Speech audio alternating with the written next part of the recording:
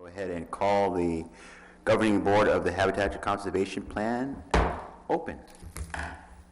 And we're not going to be teleconferencing, so you don't have to worry about that. So I will ask the Deputy Secretary to call the roll. Board members Rocha, Present. Wasserman, Constantine, Present. Tucker, Present. Semidian. Present. Starting to roll. Good job. Okay. So I guess I will make, the only report that I will be making is that we'll be pulling item number 1 off the consent calendar. And then we will then only have 2 remaining items. And then I will ask, I don't see Mr. Glines in the audience. Is there somebody who will be representing the Public Advisory Commission on Mr. Glines' behalf? No? Okay, we'll pass that. Then I will go ahead now and then open it for public comment. This is for items that are not on this afternoon's agenda. Seeing no one rushing up, I will ask the Deputy Secretary if she has any speaker cards. I do not. Okay, all right. And then I will then go ahead, and since we don't have to vote on the agenda, or should we vote on the agenda? As council meetings, we vote on it. We're not going to do that. Okay. So, seeing that we've pulled item 1, then I will go ahead and ask for a motion to approve the remaining 2 items, item 2 and item 3 on the consent calendar, removing item number 1. Move to approve. Second. I have a motion and a second. All in favor? Aye. Any opposed? That motion carries unanimously. And then we will move to item 1.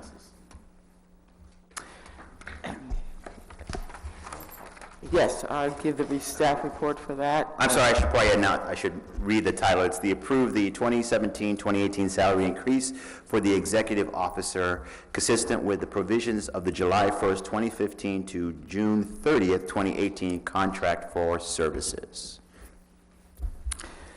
Thank you. So, as captured in the title, this item seeks governing board approval of a 5% salary increase for fiscal year 2017-2018 for the executive officer, consistent with the provisions of the existing contract.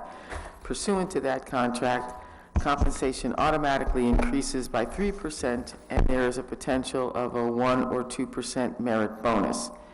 At its May 25th, 2017 meeting, the implementation board conducted an evaluation of Mr. Sullivan and concluded a 2% merit bonus was appropriate. The 5% increase in compensation will result in a salary of $172,662 for the fiscal year, which is an increase in Habitat Agency administrative costs of $8,222. Okay. Thank you. Second. Okay. I was going to say it, no. Okay. First, I'll open it up for any public comment. Seeing that there is no one in the audience that wishes to speak, then I will go ahead and take the motion and the second. And I see that Mr. Glines is here. After this motion, we'll call you up. So, any discussion on the item? Nope. Okay. All in favor? Aye. Any opposed? Question before you finish that, if I may. Okay. The discussion as far as going beyond the contract, is that something that needs to be opened up in closed session? I'm sorry, when you say the discussion of going beyond the contract, what exactly are you referring to? Like longer than 12 months? Yeah, yes, yes, we have a current contract with annual increases, and we just voted on the current one. And then there was a contract expiration, and there was, I was interested in talking about extension. I just wanted to know the appropriate venue for that discussion. So there can be a general discussion of that in a public session. There can also be a general discussion as to the reasons why and some of the parameters in a closed session, and then we would bring the item back for formal approval in an open session.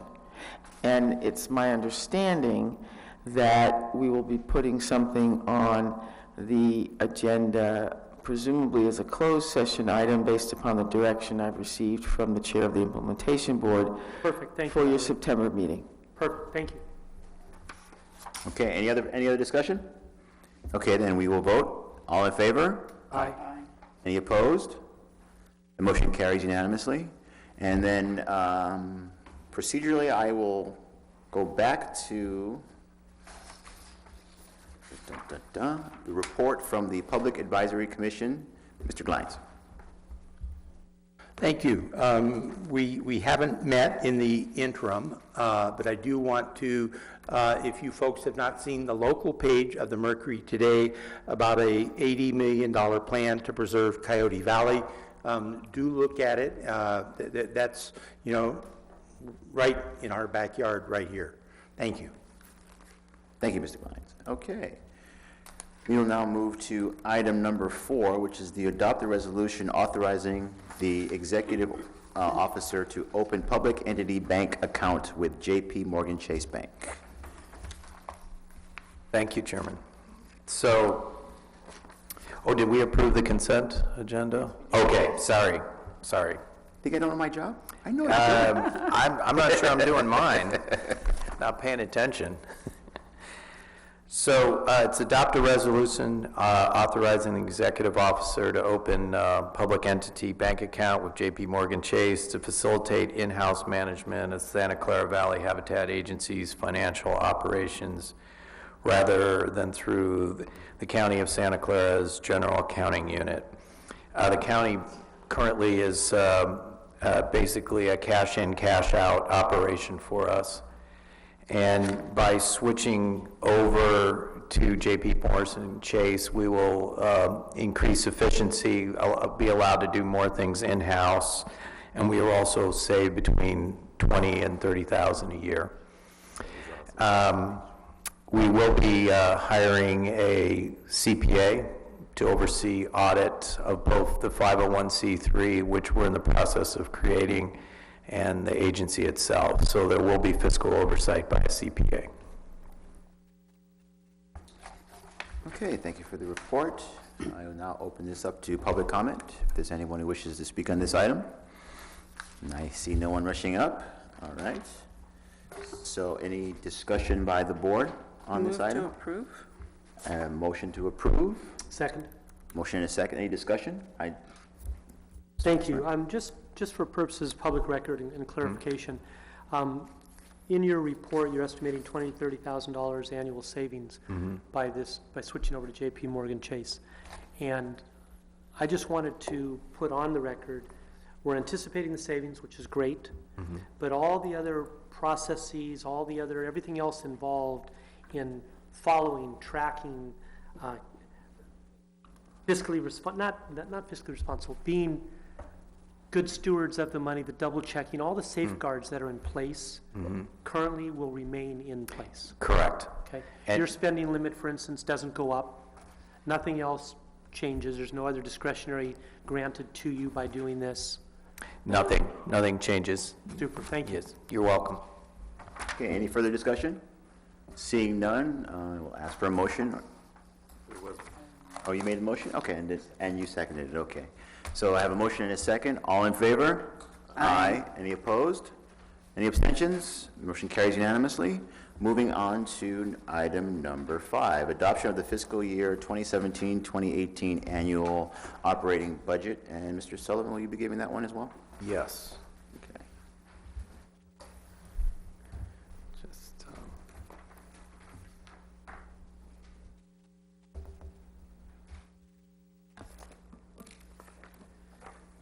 Thank you, Board.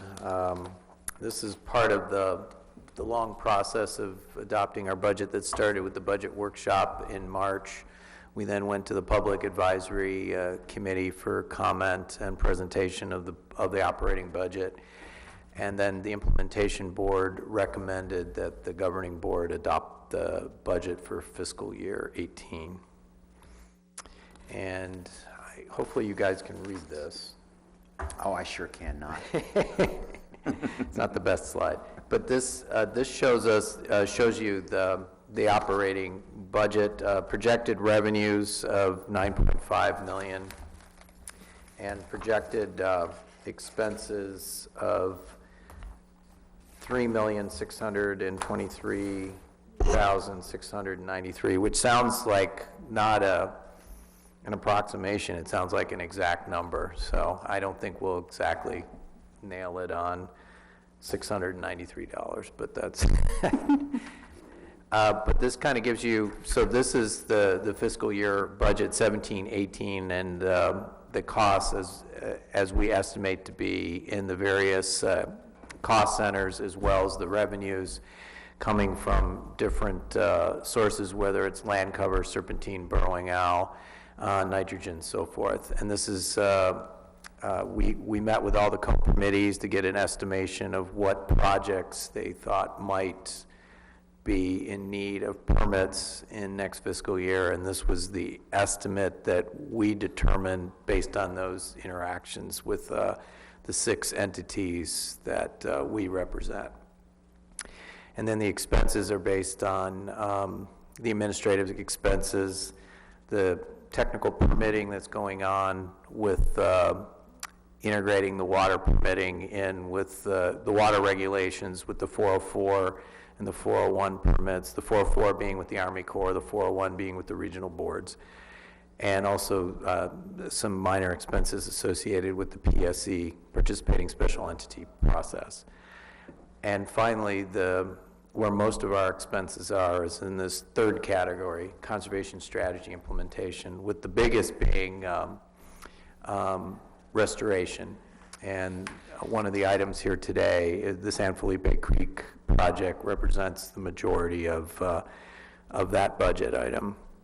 And then the other stuff is associated with land acquisition expenses, having appraisals done, so forth, working with title reports, producing those, and monitoring and the burrowing owl program. And the final column shows the endowment monies that will be collected, which are embedded in the land cover fees and the other fees. And if we do collect $5.5 million in revenues, the estimated amount that would be reimbursed back to the co-committees for their initial investment in the habitat plan for it to be completed. And this is a little better slide here, a little clearer. This is what was shown to the implementation board last month. And you can see sort of the estimated actual for 16-17 and the budget estimate for 17-18 in terms of revenues. We did very well with grants, the mitigation fees, as has been explained in previous meetings, were less than we anticipated. And our budget projections for next fiscal year reflect a better understanding of some of those projects in the city of San Jose and the city of Gilroy, and how they are going to be phased in, and hopefully we have a better estimate of what the revenues will be, as the county is the lead for the CEQA NEPA review. So, Okay. and I can, And through the chair, but as High Speed Rail would say, thanks for your opinion. yeah, that's how I feel sometimes, yeah. Okay, thank you. All right, any other questions? I did have one. Sure. Thank you. And it was on the serpentine fee. And I see in the description here, the revenue sources, where it speaks to items 2 and 3 being funded through the nitrogen deposition fee. Yes. And then outside of that, then the land acquisition is the one funded through the serpentine fee. Let's see, so you're Serpentine fee is needed only for serpentine land acquisition. correct. Can you talk about that a little bit more? And forgive my naivety on this issue, having been my first meeting, but I mean, Yeah. the serpentine land is pretty limited in area, but there is more land, I guess, outside of our control. And Correct. we're in acquisition mode for those? Yes. Just to go get it, or out of necessity, or would you mind explaining that a little bit more? Yes, it is out of necessity. There's a rare plant community associated with the serpentine bunchgrass community. So in community sort of in an ecological sense. And there's also the bay checker spot butterfly that's also associated with the serpentine bunchgrass in our county. The plants, several of them are endemic to Santa Clara County. Native? Yes, yeah, to this only found in this county. And some are only found in the Bay Area, like the Tiburon paintbrush. And the butterfly, for the most part, is only found in this county. There's a small satellite population, I guess you could call it, in San Mateo County. There used to be some at San Bruno Mountain, but they're not there any longer. So, I'm sorry, are you talking Republicans or what? yes, I think we could use that analogy locally here. And so, yes, it's important for us to acquire the majority of the remaining serpentine lands. That's why it's important for us to enroll also county parkland, like Clara Park and Santa Teresa, because they also have the serpentine soils, those rare plant occurrences, and the butterfly. So yeah, we are in acquisition mode. We also have a policy to do land in lieu of fees. So if a project comes in and is going to impact serpentine and they have additional land that is high quality serpentine habitat, they could offset their fees by, I wouldn't say giving it to us, but it would be deeded to us to offset their impacts. So it's very important that we acquire the vast majority of the serpentine that's in the Coyote Ridge, I should say Coyote Valley, both East and West Valley. And those fees are some of them are designed to help with management of the serpentine, because it's a high intensive management activity. You have to fight invasive species like barbed goat grass. You have to graze it a lot more intensely than regular rangeland. So there's an additional cost to managing it. So the serpentine fees are both for acquisition and management, and the land cover is strictly for acquisition. Yeah. Thank you. So there's serpentine rock and there's serpentine soil/land. Correct, yeah, Okay. yeah. Got it. Yeah, and the kind we're most interested in is the serpentine bunch grassland, because there's also serpentine chaparral with more bushy species, and that's less important for us. And those are under environmental protection, or we're doing that of our own? We're doing it as a requirement of the plan, yeah. ACP. Yeah, so like when Communication Hill comes in, like their first phase and their second phase, they're both impacting serpentine. They pay those serpentine fees, and then we'll take that money and hopefully acquire land in the Coyote Ridge area. Thank you. And is there an overlay that shows where serpentine soil or rock Yes. is in the county? Yes. Okay. Yes. And it's, as you mentioned, is generally around the Coyote Yeah. Valley area, Correct. along the ridge? Okay. Yeah, Thank and you find patches of it by Chesbro, and there's even a little bit on El Toro and Sergeant Ranch. The geo-browser on our webpage gives you a general idea where it is, but we can send you some additional information too if you would like. No, Yeah. that was enough. Okay. I was just curious how we were utilizing that, what our plan is, and how we approach it. Thank you. Oh, you're welcome. All right, any further questions? Okay, I'll ask for a motion on this item. Move to approve? Second? I have a motion and a second. Any discussion? All in favor? Aye. Any opposed? Any abstentions? That motion carries unanimously. All right, moving on to item 6, the San Felipe Creek Restoration Project Agreement with Habitat Restoration Sciences Incorporated. Is Ms. Donovan going to be? Yes. Okay.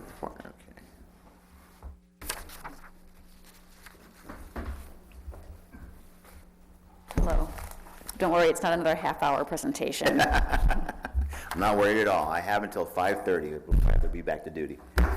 So I'm just going to give you a brief you go. overview of the project.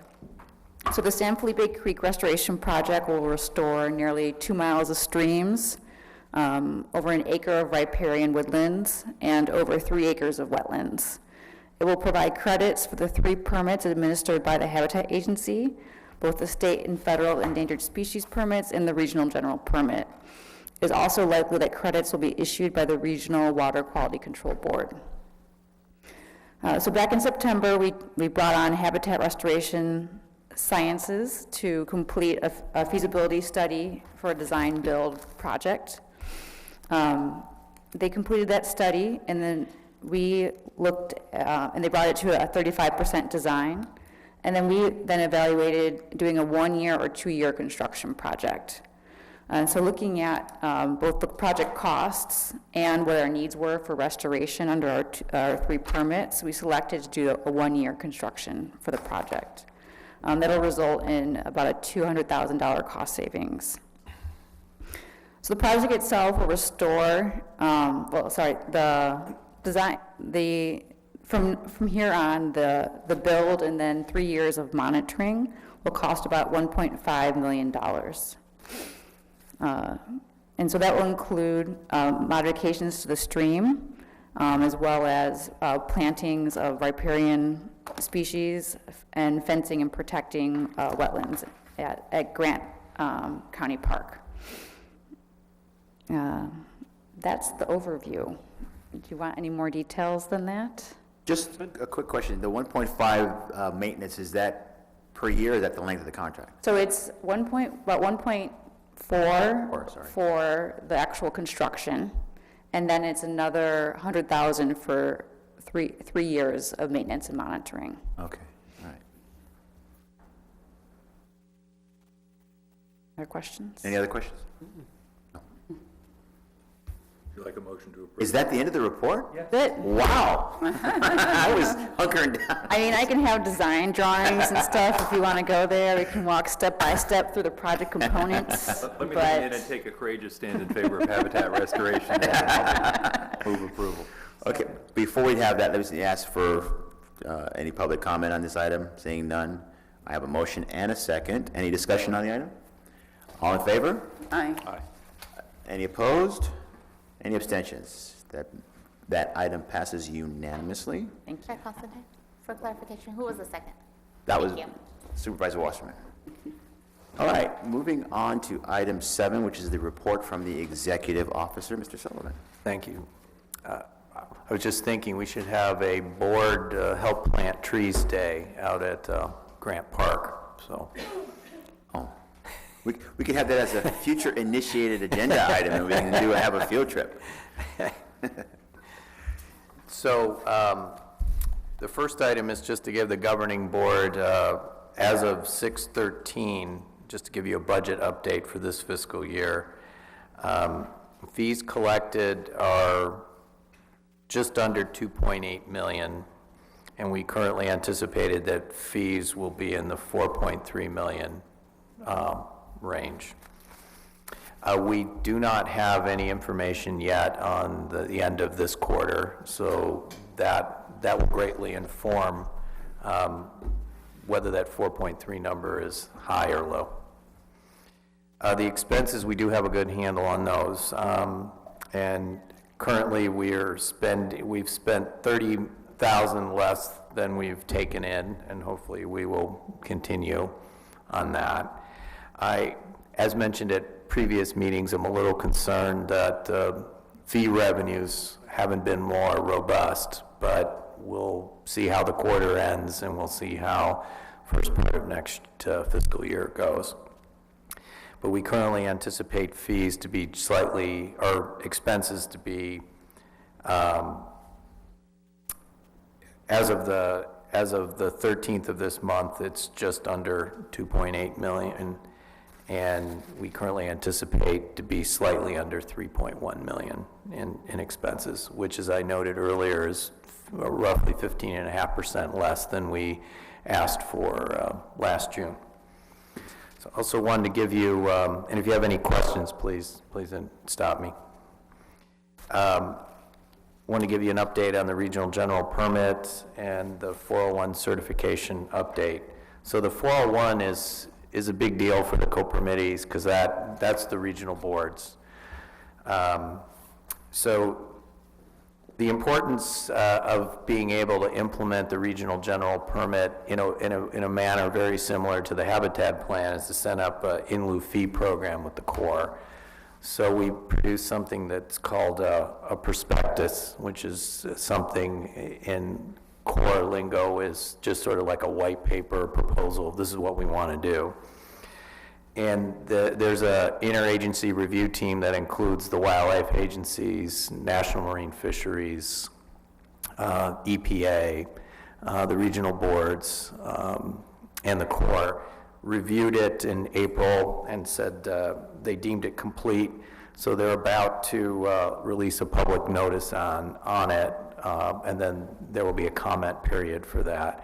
So we're well on the way of getting this approved, and by having an in lieu fee program, that allows us to bank money, and then once we collect enough money, do a project that meets the requirements of the regional general permit. Right now, the reason why we're doing the San Felipe Creek project now is because we needed to get a project in the ground to allow our co-permittees to have advanced mitigation credit for their 404 impacts.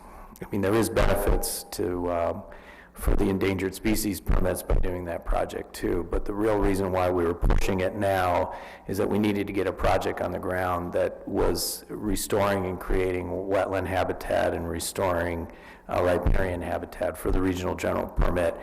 Because currently, if we don't do a project in advance, or a restoration project in advance of impacts, the regional general permit doesn't work that well, and there's additional costs for applicants. So once we get the in lieu fee program in place, we don't have to be on that hamster wheel of always trying to stay ahead. The aquatic resource plan, integrating the state regional water quality control board 401 cert into the RGP, was submitted on June 8th of this year to both the Central Coast Regional Board and the San Francisco Regional Board. The Central Coast covers most of Morgan Hill and Gilroy in South County. The San Francisco Board covers a little bit of Morgan Hill, I think, North County, and City of San Jose. And if we can get their process to be streamlined and integrated with ours, that will make the public works departments of the counties and the cities very happy, as well as the water district. So just wanted to give you an update on land acquisition. So Pacheco Creek, which was part of the consent item, that was a requirement by Caltrans to have a resolution accepting the property from Caltrans. So it'll be soon enrolled in our reserve system. It's along Highway 152. It's important for connectivity and sycamore alluvial riparian conservation and restoration. So even though it's only 55 acres, it's an important piece given where it's located. El Toro, Rancho El Toro is near that property, just upstream from this property, and that's the 12,249 acre property that we're in negotiations to acquire. And things are proceeding very well, and hopefully we'll have some good news in September, and the governing board can approve a sale if all goes well between now and then.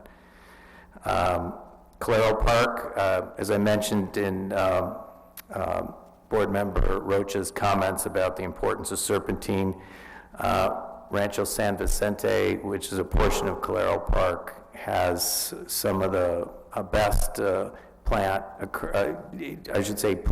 population densities that we've seen outside of Coyote Ridge. So it's very important for that property to be enrolled in our reserve system. And that property is being enrolled, it's sort of that land in lieu. So the county's enrolling this land to offset fees that county projects have on land cover. There was a solar project done on Malik Road that impacted serpentine soils, and with the county enrolling Calero and Santa Teresa, they're offsetting their serpentine impacts, yeah. So it's important for two reasons, for conservation and for mitigation for county projects.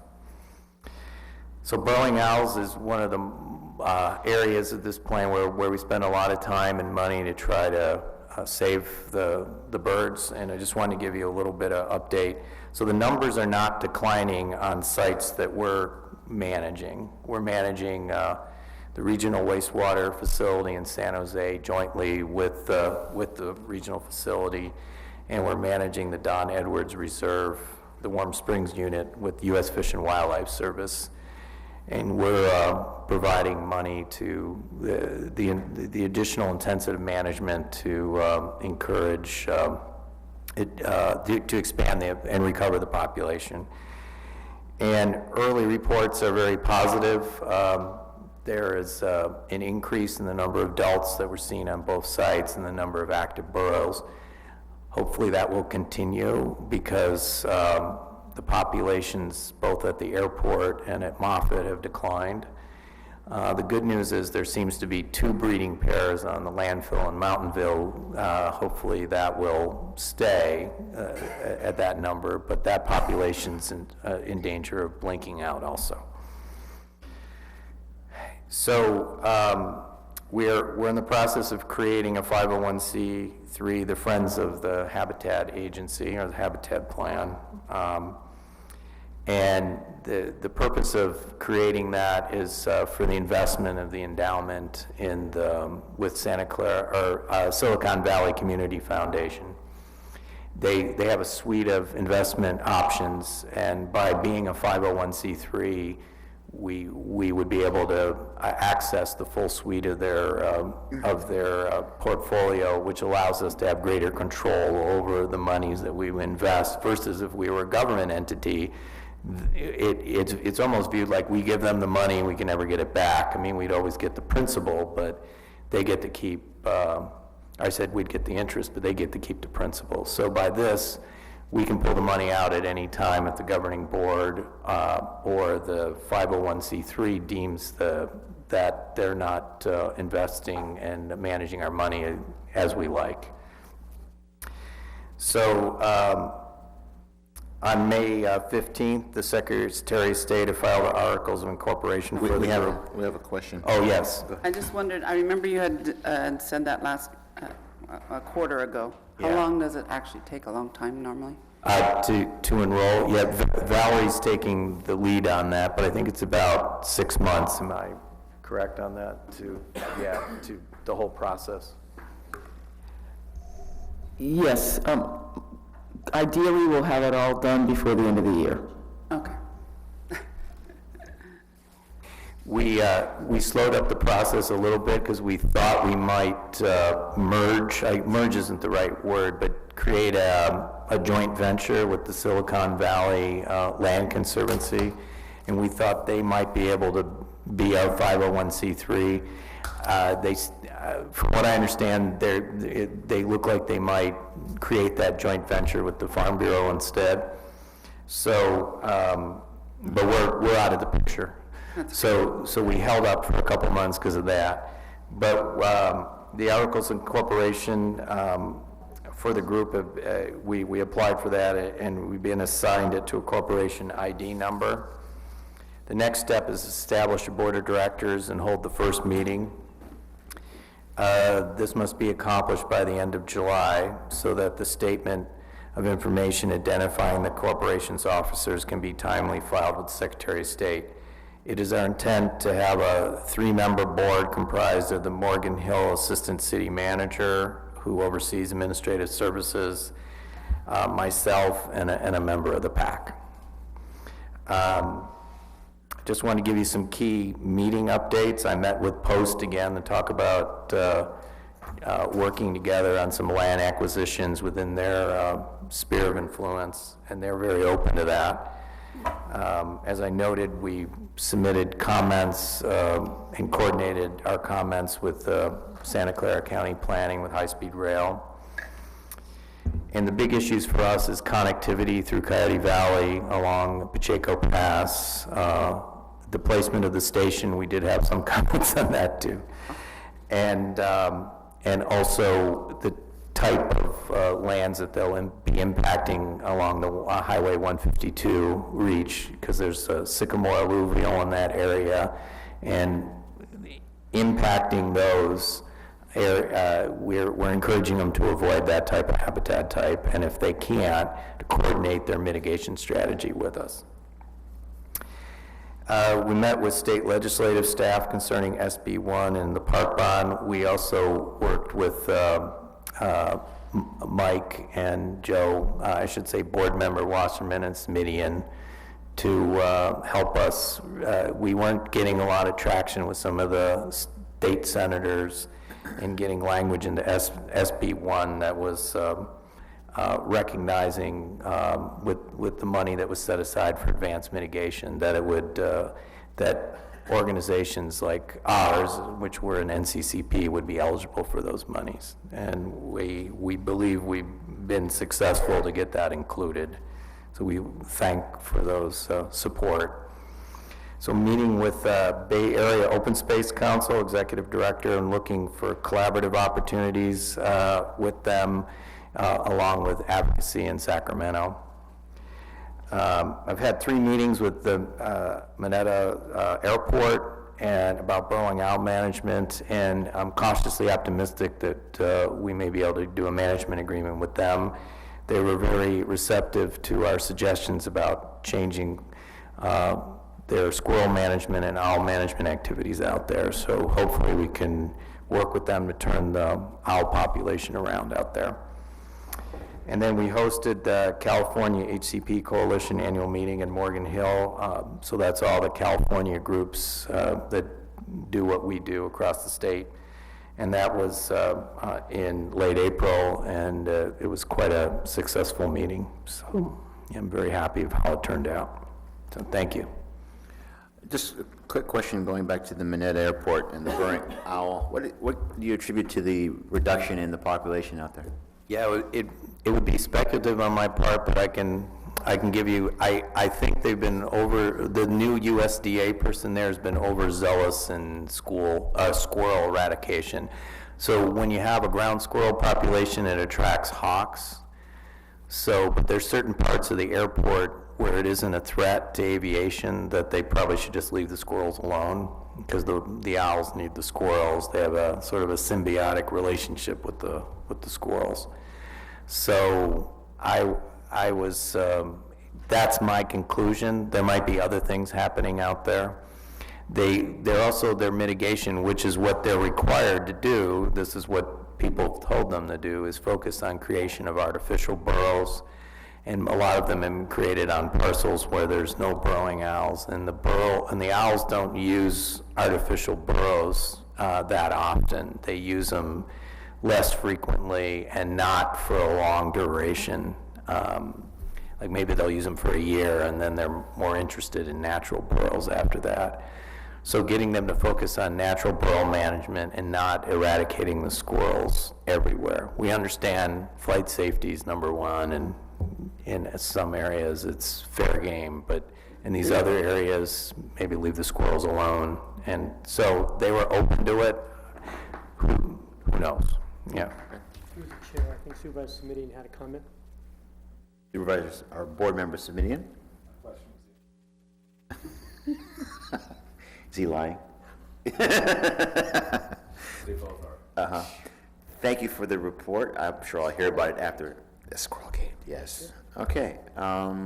With that, before I adjourn, next governing board meeting will be September 21st, and then we will have a joint governing board implementation board meeting on September 21st.